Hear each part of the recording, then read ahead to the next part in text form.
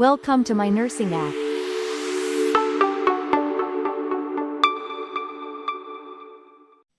નમસ્કાર વિદ્યાર્થી મિત્રો, માય નર્સિંગ એપની વિડીયો સિરીઝમાં આપનું સ્વાગત છે.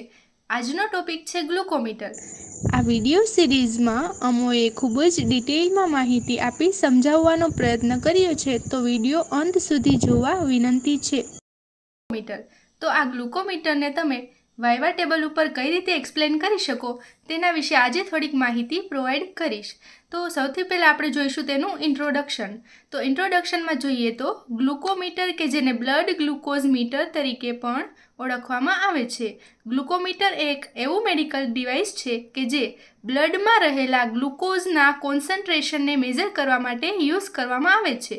આ ગ્લુકોમીટર છે તો મેઇનલી યુઝ એ ડાયાબિટીક પેશન્ટ હોય તો તેના બ્લડમાં રહેલા ગ્લુકોઝના લેવલને મોનિટરિંગ કરવા માટે યુઝ કરવામાં આવે છે. તો આ હતું ગ્લુકોમીટરનું ઇન્ટ્રોડક્શન. ત્યારબાદ આપણે જોઈશું ગ્લુકોમીટર ડિવાઇસના પેરામીટર્સ. તો સૌથી પહેલાં જોઈએ તો આ ગ્લુકોમીટર એ સામાન્ય રીતે હથેળીના કદનું હોય છે.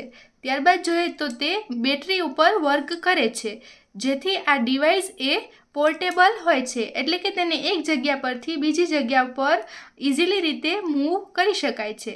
ત્યારબાદ જોઈએ તો ગ્લુકોમીટરમાં બ્લડમાં રહેલા ગ્લુકોઝના લેવલને ટેસ્ટ કરવા માટે મિનિમમ 0.3થી 1 માઇક્રોલીટર જેટલા બ્લડ એ ઇનફ હોય છે. ત્યારબાદ જોઈએ તો ગ્લુકોમીટર જે સ્ટ્રીપ હોય, આ ગ્લુકોમીટર જે સ્ટ્રીપ છે તે સ્ટ્રીપ એ સામાન્ય રીતે બ્લડમાં રહેલા ગ્લુકોઝ સાથે ઇન્ટરેક્શન કરે છે અને જેના કારણે બ્લડ ગ્લુકોઝ લેવલને મોનિટરિંગ કરી શકાય છે. ત્યારબાદ આપણે જોઈએ તો આ જે ગ્લુકોમીટર છે તેમાં રિઝલ્ટ એ મિલીગ્રામ પર ડેસીલીટરમાં ડિસ્પ્લે થાય છે. તો આ હતું થોડુંક ઇન્ટ્રોડક્શન. ત્યારબાદ આપણે તેના કમ્પોનન્ટમાં જોઈએ તો સૌથી પહેલું કમ્પોનન્ટ છે કે ગ્લુકોમીટર, અથવા તો તેને મીટર યુનિટ પણ કહેવામાં આવે છે. આ ગ્લુકોમીટરનું મેઇન ડિવાઇસ છે કે જે ગ્લુકોઝના રીડિંગને તેની સ્ક્રીન પર ડિસ્પ્લે કરે છે. ત્યારબાદ આપણે જોઈએ તો ટેસ્ટ સ્ટ્રીપ. આ ટેસ્ટ સ્ટ્રીપ છે એ સામાન્ય રીતે તેમાં બ્લડ છે એ કલેક્ટ કરી અને ત્યારબાદ તેને ગ્લુકોમીટરમાં ઇન્સર્ટ કરવામાં આવે છે, જેના કારણે ગ્લુકોઝ લેવલ મોનિટરિંગ થઈ શકે છે. ત્યારબાદ જોઈએ તો લેન્સેટ ડિવાઇસ.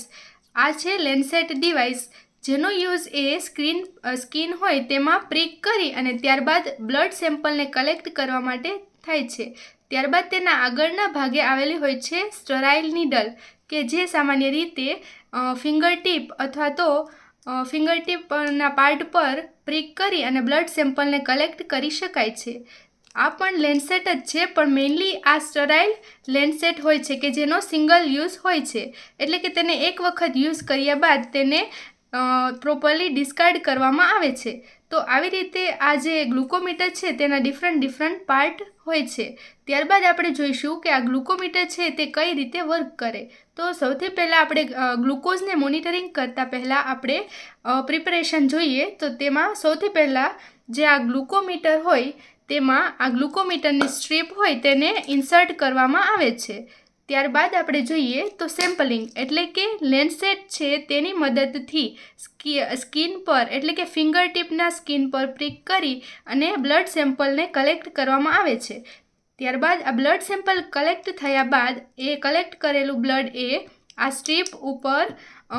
સ્ટ્રીપ કે જે ગ્લુકોમીટરમાં ઇન્સર્ટ કરેલી છે તેના પર પ્લેસ કરવામાં આવે છે અને ત્યારબાદ આ જે ગ્લુકોમીટર હોય તેના ડિસ્પ્લે ઉપર, એટલે કે આ જે ડિસ્પ્લે છે તેમાં જે બોડીમાં એટલે કે બ્લડમાં રહેલું જે ગ્લુકોઝ લેવલ છે તે ડિસ્પ્લે થાય છે અને તે સામાન્ય રીતે મિલીગ્રામ પર ડેસીલીટર અથવા તો મિલીમોલ પર લીટરમાં હોઈ શકે છે. તો આ હતી ગ્લુકોમીટર એ કઈ રીતે વર્ક કરી શકે તેના માટેની થોડીક માહિતી. ત્યારબાદ આપણે જોઈએ તો આફ્ટર કેર. તો આફ્ટર કેરમાં જોઈએ તો ગ્લુકોઝ લેવલનું મોનિટરિંગ કર્યા બાદ આમાં જે ગ્લુકોઝ સ્ટ્રીપ હોય તેને યલો બિનમાં ડિસ્કાર્ડ કરવામાં આવે છે અને ત્યારબાદ આ જે સિંગલ યુઝ લેન્સેટ હોય તેને પંક્ચર પ્રૂફ કન્ટેનરમાં ડિસ્કાર્ડ કરવામાં આવે છે. તો આ હતી ગ્લુકોમીટરની થોડીક માહિતી, જેમાં આપણે જોયું તેનું ઇન્ટ્રોડક્શન, ત્યારબાદ જોયા તેના પેરામીટર્સ, ત્યારબાદ જોયા તેના કમ્પોનન્ટ, અને કમ્પોનન્ટ બાદ જોઈ આપણે ગ્લુકોઝ છે કઈ રીતે મોનિટરિંગ કરી શકીએ. તો આ હતું ગ્લુકોમીટર વિશે થોડીક માહિતી કે જે તમે વાઇવા ટેબલ પર પણ એક્સપ્લેન કરી શકો છો. Thank you.